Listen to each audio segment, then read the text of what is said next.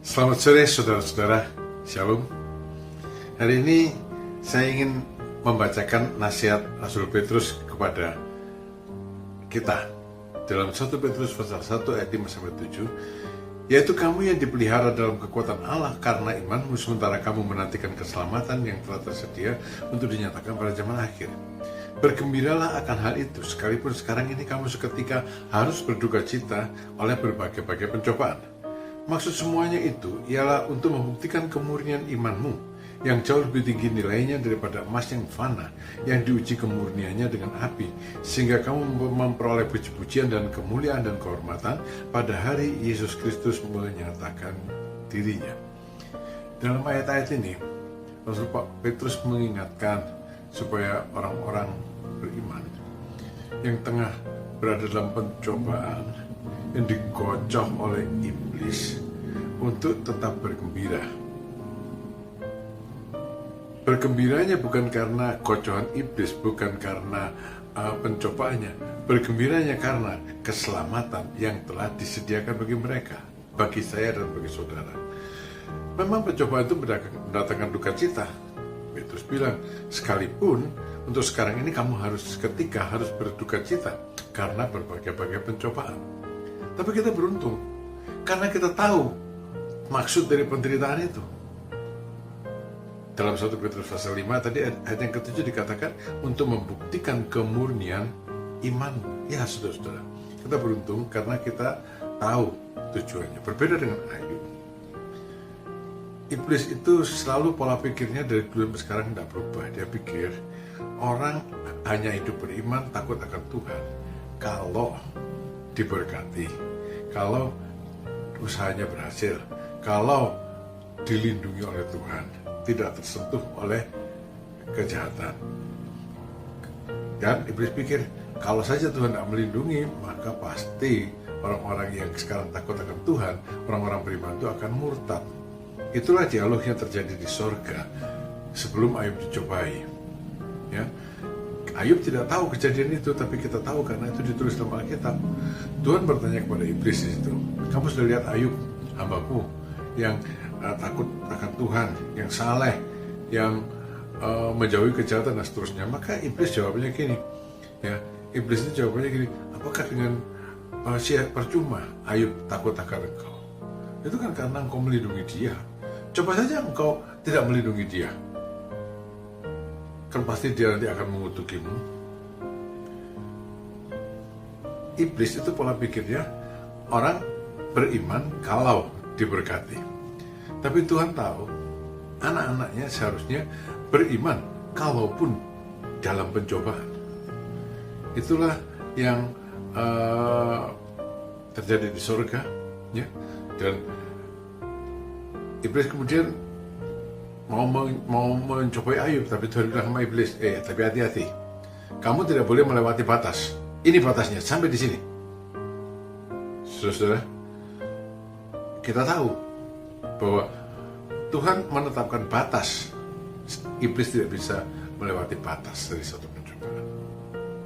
Tuhan tahu kemampuan Ayub, dan di zaman sekarang Tuhan tahu kemampuan kita. Sehingga kalau iblis mengkocok kita, dia tidak akan bisa melewati batas yang telah ditetapkan oleh Tuhan. Dalam 1 Korintus pasal 10 ayat 13 dikatakan jaminan Tuhan kepada umatnya, ya, begini, pencobaan-pencobaan yang kamu alami ialah pencobaan-pencobaan biasa yang tidak melebihi kekuatan manusia. Sebab Allah setia, dan karena itu Ia tidak akan membiarkan kamu dicobai melampaui kekuatanmu. Allah itu setia, Ia tidak akan membiarkan kamu dicobai melampaui kekuatanmu. Pada waktu kamu dicobai, Ia akan memberikan kepadamu jalan keluar, sehingga kamu dapat menanggungnya. Saudara, waktu itu iblis datang kepada Ayub dan menghancurkan kehidupan Ayub. Bisnisnya, keluarganya, kesehatannya dihancurkan. Dia pikir Ayub akan mengutuki Tuhan. Tapi meskipun Ayub berduka cita karena penderitaan yang dialaminya, Ayub tidak mengutuki Tuhan. Ya, Ayub tetap takut akan Tuhan. Ayub tetap menjauhi kejahatan. Ayub tetap saleh. Ayub tetap tulus. Saudara, sampai di akhirnya Ayub tidak paham kenapa dia harus menderita, tapi toh dia tetap di dalam jalur imannya. Kita sekarang beruntung, sebab kita tahu mengapa kita harus menderita, untuk membuktikan kemurnian iman. Dan kita tahu jaminan apa yang Allah berikan, bahwa Allah memelihara kita sampai pada akhirnya. Kita tahu Allah menjamin bahwa tidak ada pencobaan yang melampaui kekuatan kita. Bagi iblis, hasil pencobaan yang ditimpakannya kepada Ayub justru kontraproduktif. Dan saya kira ini terjadi sepanjang sejarah. Bagi iblis, hasil pencobaan yang ditimpakannya kepada orang-orang kudus justru kontraproduktif. Iblis dikalahkan.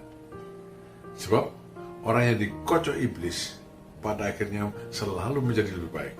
Iblis kalah dan gagal, tapi dia tidak pernah kapok untuk mengulangi metodenya, menggocoh orang beriman untuk memurtadkan mereka. Dalam kitab Ayub diceritakan Ayub menang dan dia menjadi lebih baik. Dia menerima 2 kali lipat dari segala yang dimilikinya, yang hilang diambil iblis. Ditambah, dia makin akrab dengan Tuhan. Lalu, dia kehilangan rasa khawatir yang selama itu menghantui dia. Saudara-saudara yang kekasih, mari kita belajar. Ya, karena kita sudah tahu, penderitaan itu, pencobaan itu, kita alami untuk apa? Jangan lupa, untuk memurnikan imanmu. Supaya kita bisa menerima keselamatan yang telah disediakan bagi kita. Sekarang ini kita sudah diselamatkan, tapi keselamatan itu kan belum kita rasakan secara penuh. Kita masih hidup seperti ini di dunia yang berdosa ini. Nah, kita dipersiapkan untuk itu semuanya. Dan kita tahu bahwa Allah membatasi sesuai dengan kekuatan kita masing-masing. Karena itu, bergembiralah walaupun sekarang ini kamu harus berduka cita karena berbagai pencobaan.